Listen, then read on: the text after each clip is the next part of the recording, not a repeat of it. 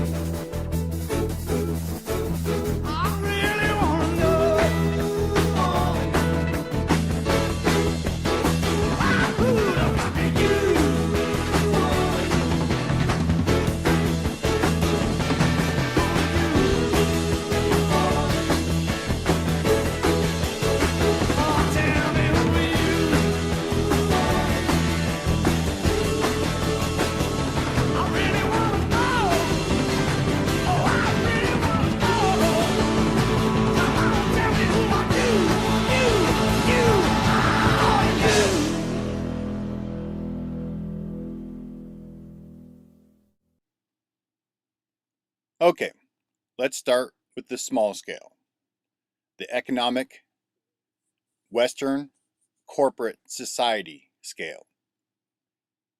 In that reality, you are a corporate slave. Now, most of you already know that. And there's 2 methods to control a slave. There's the carrot and the stick. The stick is through force, and the carrot is a reward-based system. And they have been using the carrot method through monetary rewards, financial rewards, things like that. And that's what keeps people enslaved in the corporate system. Now, it's really easy. What you need to do in this version of reality of who you are, you need to learn how to break free of that system. If you are not free of the slave system, you will have no chance during the MCO. So the first thing you need to do to break free is stop relying on material things that make you perceive that it makes your life easier. You do not need material things. The less material things that you have in your life, the less dependent you are on that system. Those material things, the houses, the cars, the furniture, the 401ks, the retirement funds, those are balls and chain to keep you firmly entrenched inside of the system.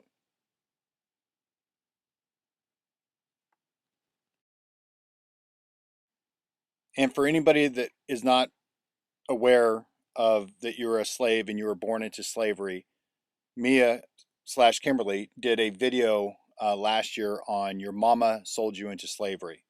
I don't believe she has that up on her channel anymore. She has all those links to her site or on her site to those old videos. It was Mama Sold You Into Slavery. And basically, in a nutshell, is your birth certificate was the signatory that your parents gave up rights to you until you turned 18. And there's a lot that goes into that, but that's basically the summation of it. So yes, you were born into slavery and you've been in a slave system your entire life on this lowest level of who you are. On the next scale up, on the interplanetary system, you are a domesticated animal. You were genetically created by a highly advanced civilization in the past. And in the Hebrew, they call them Elohim, the ones that generated this version of man. The purpose of creating us, mankind, was to colonize and terraform this plane. You are the sheep. You are the domesticated animal. The controllers are the herding dogs that control the sheep and do their bosses' bidding. And who are their bosses? The masters. The masters are the shepherds. We are their property. We are not the controller's property. We are the domesticated animals / property of the masters. So the masters have a problem. They cannot go between planes because the planes have different forces and levels of forces that are too great and or too small for them to live in or on. Hence the terraforming part of all this. So what the masters have to do in order to terraform different cells or different planes, they have to create from animal life that's already on that plane for the correct skeletal structure, muscle structures, and everything else, create a race of intelligent beings to perform the tasks need to be done to terraform that plane to get it to where the masters can go between planes. The terraforming has to take place, and it has to be done by intelligent, created creatures on each plane. Now, I will get into more depth on all this stuff, but if you want a quick little summation of how this went down, go read Genesis. It's plain as day. So that's why the masters have to use the controllers to control, because the controllers are also domesticated animals. The herding dog is a domesticated animal that is in charge of the flock of sheep. The shepherd needs that control system to make sure the sheep perform their function and do the things that they need to do to terraform the plane that they're on. So the sheep are domesticated animals that were taken from animals that were already here to create an intelligent being. And then the controllers were also taken from animal life here that had different DNA and different structures to make them smarter than the sheep. The controllers have to be smarter than the sheep, or the sheep won't do what they're supposed to and they'll just walk off the farm and go do their own thing.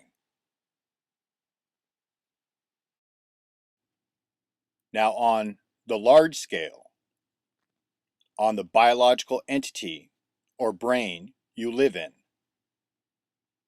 you are either a natural part of a cell trying to help and maintain your plane, or the unnatural infection trying to parasitically live off of the host. Now, this is where this gets into conjecture and one's view of life. So I will let you guys decide which ones we are.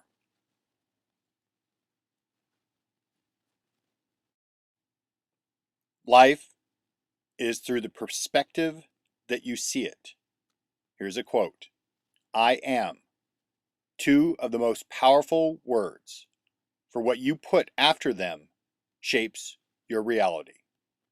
Oh, and by the way, I am is an anagram of Mia.